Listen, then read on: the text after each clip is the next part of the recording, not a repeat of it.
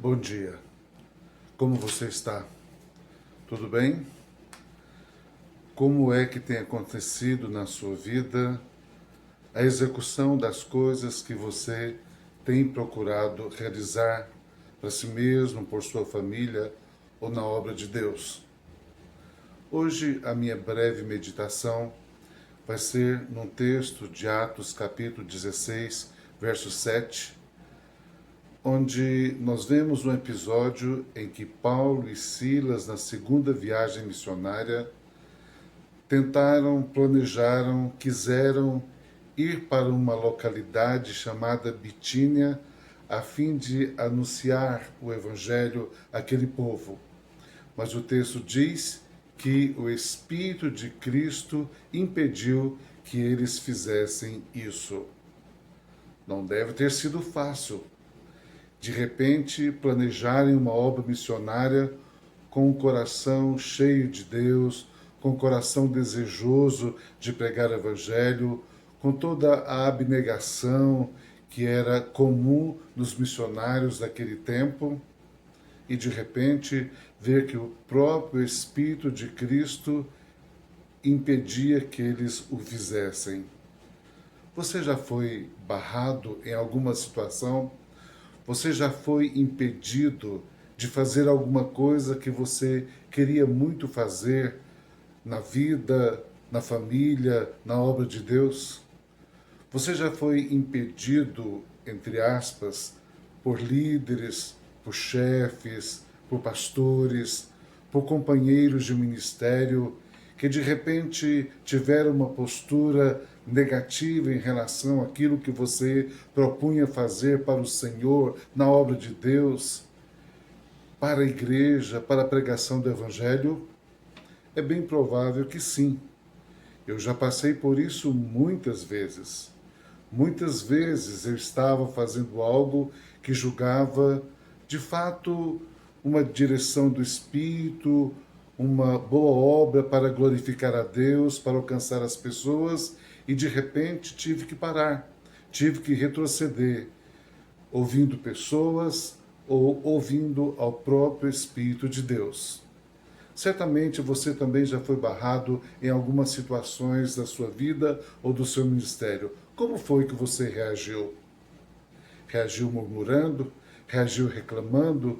Reagiu dizendo que não entendia nada do que estava acontecendo? Reagiu dizendo que aquilo não era de Deus, era dos homens, e que os homens não criam, que os homens impediam, que os homens barravam sem ouvir a voz do Espírito Santo? Aqui neste episódio nós vemos uma reação ao contrário. Eles estão intentando fazer algo bom, algo positivo, algo bem elaborado, mas o Espírito diz que não. Por que será que o Espírito disse a Paulo e a Silas que não fossem a Bitínia? Rapidamente nós podemos entender que a razão principal pela qual eles não deveriam ir era porque Deus, o Espírito, tinha um outro propósito, uma outra direção, uma outra determinação para eles naqueles dias. Certamente Paulo e Silas já eram homens experientes, missionários experientes, homens que ouviam o Espírito, homens que tinham uma boa sintonia com os céus, homens que sabiam discernir a vontade de Deus. Mas nesse caso, eles fizeram um plano, certamente sem ter uma sensibilidade específica para se projetar exatamente ouvindo a voz de Deus anteriormente.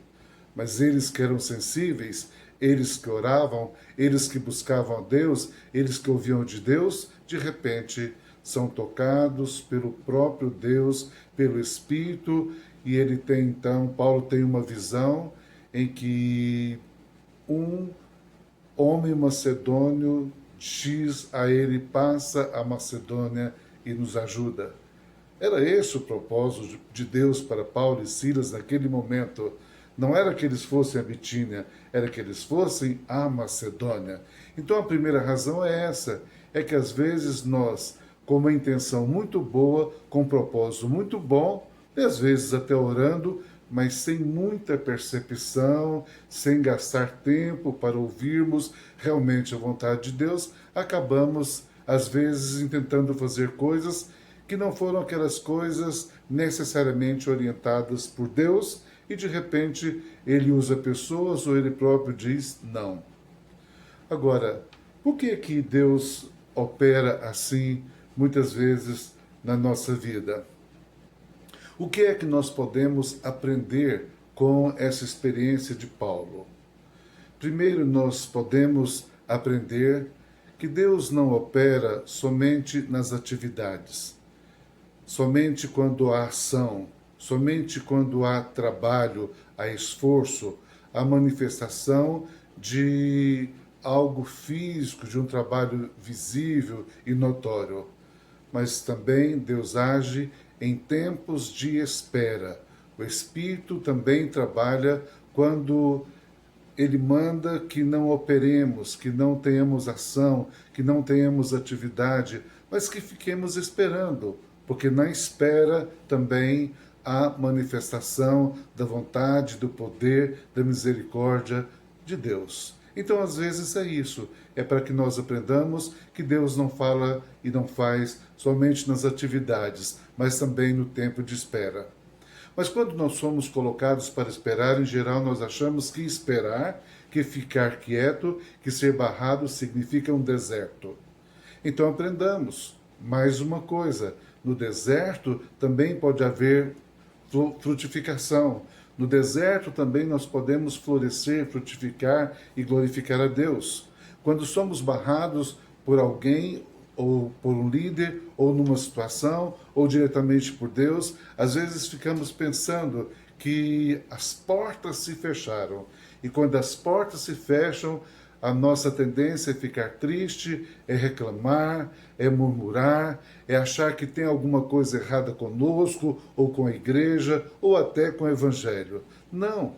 Às vezes nós precisamos aprender que quando uma porta se fecha, é exatamente para que tenhamos um bom tempo de espera, porque uma porta muito melhor, uma porta muito maior, a porta direcionada pelo próprio Deus, verdadeiramente está para se abrir na nossa vida. Isso pode ser um belo aprendizado para que nós aquietemos o nosso coração e sejamos sujeitos ao sim e ao não, quando eventualmente este não vier do Senhor. Agora, mais do que tudo isso, o que é que nós podemos aprender? Aprender segundo o resultado que aconteceu com Paulo. O que é que aconteceu com Paulo e Silas? Eles não foram para Bitínia, mas eles foram para a Macedônia, que naquele momento era o projeto, era a vontade, era a direção de Deus. E o que aconteceu com Paulo e Silas na Macedônia? Eles foram muito bem-sucedidos. Tiveram lutas, tiveram barreiras a enfrentar, tiveram perseguições, mas fundaram igrejas, libertaram oprimidos, muitas pessoas se converteram, muitos milagres aconteceram. Ou seja, no momento em que entraram dentro verdadeiramente da vontade de Deus, as portas se abriram numa outra localidade e eles foram muito bem-sucedidos. Aleluia! Glória a Deus! Aí você perguntaria, mas e Bitínia? Bitínia, então, não foi evangelizada? Paulo e Silas não foram até lá? Essa região ficou sem ser evangelizada? Não.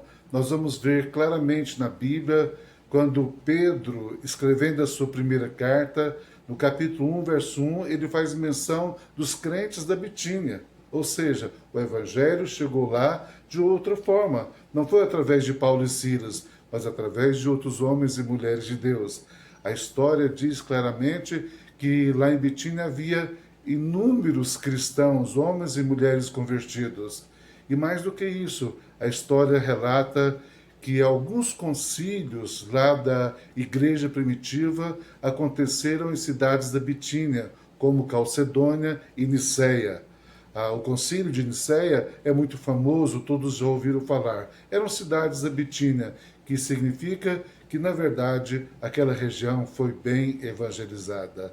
Concluindo, então, podemos dizer: Deus cuida da sua obra, Deus sabe todas as coisas. E quando Ele nos diz o não, é para que em seguida um grande sim se apresente diante de nós para muito maior frutificação do que a gente poderia imaginar. E aquela outra coisa que a gente queria fazer não era para fazer naquele momento, e talvez nem por nós mesmos, mas outros é que deverão fazê-la. Que Deus te abençoe, que Deus te ajude, que Deus te fortaleça, e se você receber o não, receba com fé, com alegria, com o coração tranquilo, esperando o melhor de Deus na sua vida, a melhor hora do Senhor, o melhor tempo para a sua frutificação, para o operar ou não operar dele, em nome de Jesus. Deus te abençoe muito. Amém.